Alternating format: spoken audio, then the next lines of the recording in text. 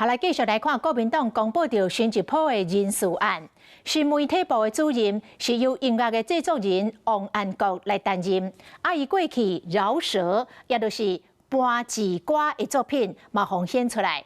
这个歌词的内容有成人的色彩，引发着讨论。民进党这边是呼吁讲，唔通配合着阿强的认知作战。王安国今仔日嘛有参加着国民党的记者会，访问到这个争议，伊是低调来回应，讲莫甲焦点放淡伊的身上。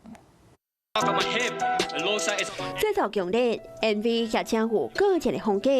这是国民党新上任的新媒体部主任王安国过去写的歌。也唔过歌词，即卖也引起着争议。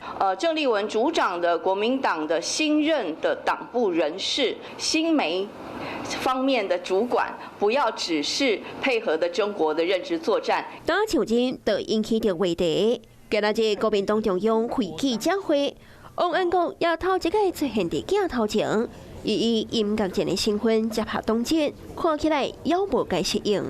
因为音乐还是我的兴趣啊，我觉得很好玩，所以应该还是会的。不过我们就到这边，不用把焦点放我身上，谢谢。他自己爱好的自由创作，那是在加入这个团队之前的这些东西嘛。那我讲了嘛，加入文传会之后就要进入文传会的分工体系，那么我们会确保是接下来的产出等等会符合文传会的战略需要。针对党内这位新人人士，未少拿年立委是正催婚。王安国，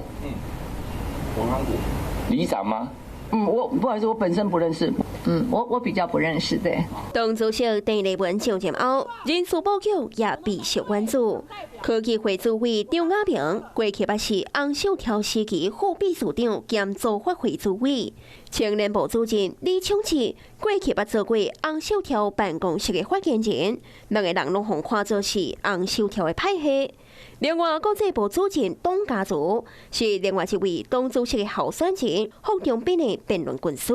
听讲有可能伫2026九合一的选举，代表国民党出来选台北市中山大同会议员。党内人事名单小刷出炉，每一项决策拢撼动着8年大党的未来。